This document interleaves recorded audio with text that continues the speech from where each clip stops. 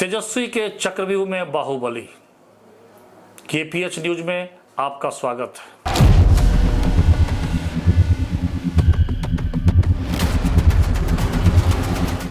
आपको याद होगा कि नीतीश कुमार दोबारा पलटी मारकर फिर से राजद को छोड़ के एनडीए के पाले में आए थे और तब का विश्वास मत आपको याद होगा। उस समय तेजस्वी के दो बाहुबली, मोकामा के विधायक अनंत सिंह की पत्नी नीलम देवी और शिवहर के विधायक बाहुबली आनंद मोहन के बेटे चेतन आनंद राजद के टिकट से चुनाव जीते थे, ने पाला बदलकर एनडीए के पक्ष में खुलेआम आ गए थे। और वो दिन, वो समय, वो धोखा, वो विश्वासघात तेजस्वी यादव अभी तक नहीं भूले। लगता है वो ठान चुके हैं कि कुछ भी हो जाए इन दोनों विधायक को दोबारा विधानसभा का मुंह देखने लायक नहीं छोड़ेंगे। इसी दोनों को हराने के लिए राजद नेता तेजस्वी यादव एकदम अपने चक्रव्यूह निर्माण में लग गए। तो आज विशेषकर बात करेंगे हम मोकामा विधानसभा का। मोकामा विधानसभा 1952 से ही सामान्य सीट रहा है। जातिगत आंकड़ों के अनुसार यह भूमिहार बहुल क्षेत्र है। पिछले 30 वर्षों से लगातार इस क्षेत्र पे बाहुबलियों का दबदबा है। हम बात कर रहे हैं मोकामा विधानसभा क्षेत्र का, जो 80 के दशक तक उद्योग, व्यापार, शिक्षा, परिवहन के क्षेत्र में यह अग्रणी था। फिर यहाँ बाहुबलियों का अदावत शुरू हुआ और मिनी कोलकाता के नाम से मशहूर यह क्षेत्र बाहुबलियों के AK-47 से तरतराने लगा। 1990 के बाद क्षेत्र का प्रतिनिधित्व प्राय बाहुबलियों ने किया है। आज़ादी के बाद यहाँ वाटा, भारत वैगन, मैकडॉनल्ड या सूत मिल जैसे कई फैक्ट्रियां हुआ करती थी, लेकिन आज वो भी बंद है।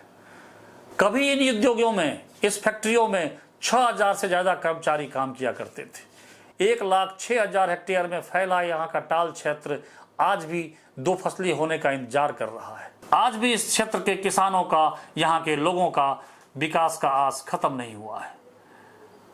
हम बात करेंगे 1952 से मोकामा विधानसभा में प्रतिनिधित्व करने वाले लोगों का, विधायकों का। जगदीश नारायण सिंह 1952 और 97 में कांग्रेस के टिकट पर विधायक बने। 62 में सरयू नंदन प्रसाद निर्दलीय यहां से चुनाव जीते। 67 में B Lal Republican Party of India से विधायक चुने गए।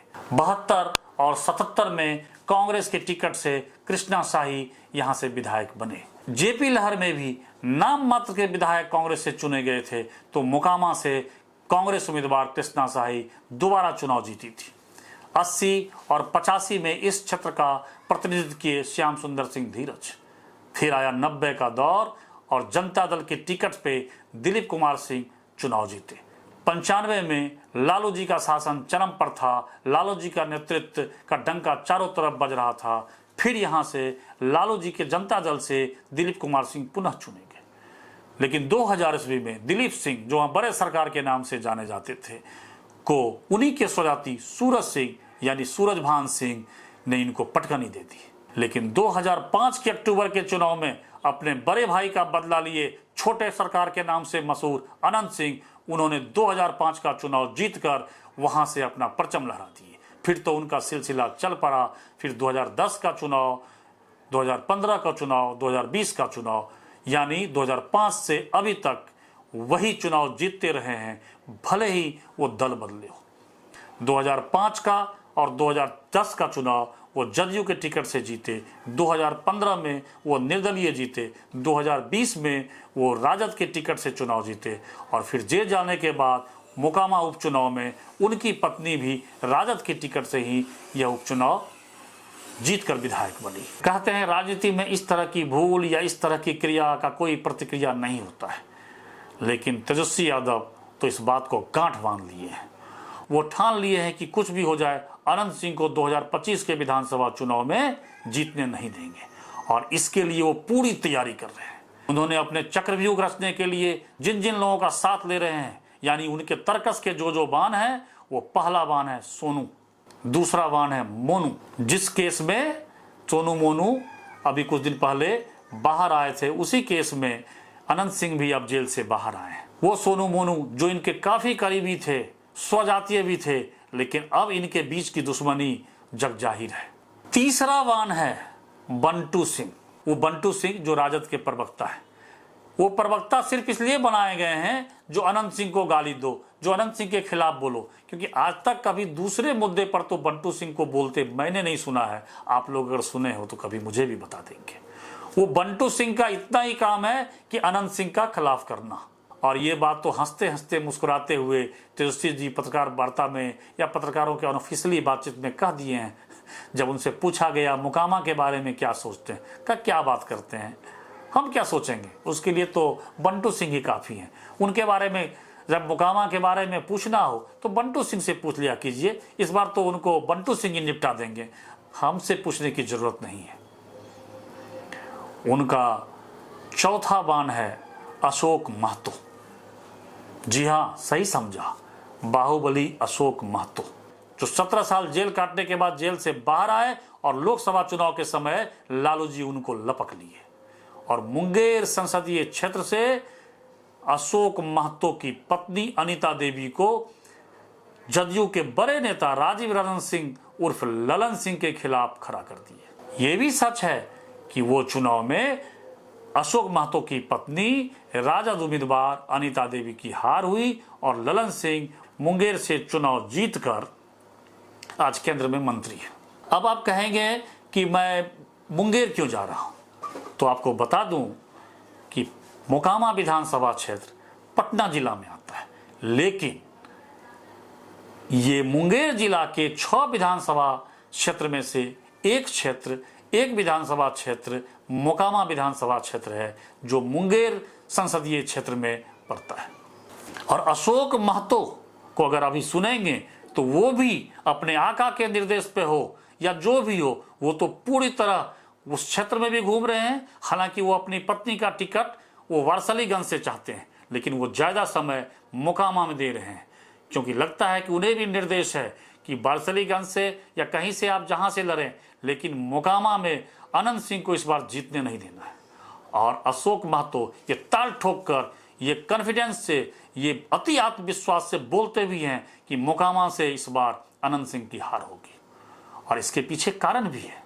इस बार के मुंगेर लोकसभा चुनाव में भले ही राजद उम्मीदवार अनीता सिंह की हार हुई, लेकिन मोकामा विधानसभा क्षेत्र में जहां राजद के उम्मीदवार को 43.22% वोट आया, यानी 59,563 वोट आया, वहीं ललन सिंह को, जदयू के उम्मीदवार को, जीते हुए सांसद को मोकामा क्षेत्र में 42.55% वोट आया, यानी 68,563 वोट।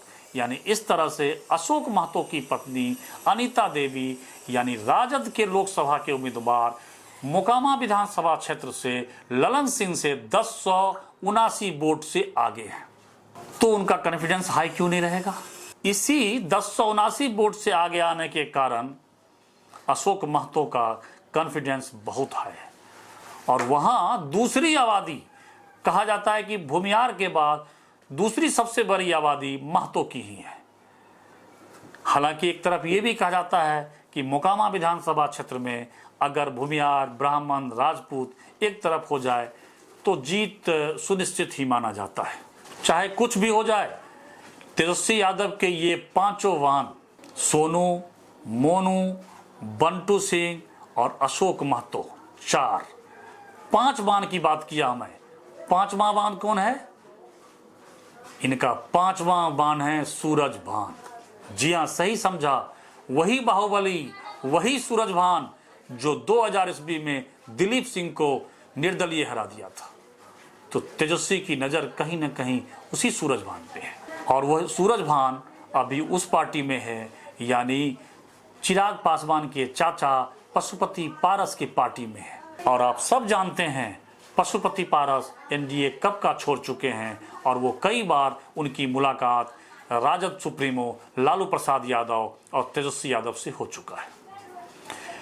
हमें जहां तक सूत्रों से पता चला है कि राजद भी मन बनाए हुए है कि वो सीट सूरजभान के लिए छोड़ दिया जाएगा अगर पशुपति पारस सूरजभान को टिकट देता है। सूरजभान का भाई ललन सिंह और उनकी पत्नी सोनम देवी भी पिछली बार भाजपा से चुनाव लड़कर अनंत सिंह को कड़ी टक्कर दे चुके हैं। तो ये 5 जो तर्कस के बाण हैं, इसी के सहारे तेजस्वी यादव चक्रव्यूह रच रहे हैं। अब तो आगे ये देखना है तेजस्वी के ये 5 बांध से अनंत सिंह कैसे अपने को बचाएंगे, कैसे इनके द्वारा बनाए गए चक्रव्यूह से वो बाहर निकलेंगे।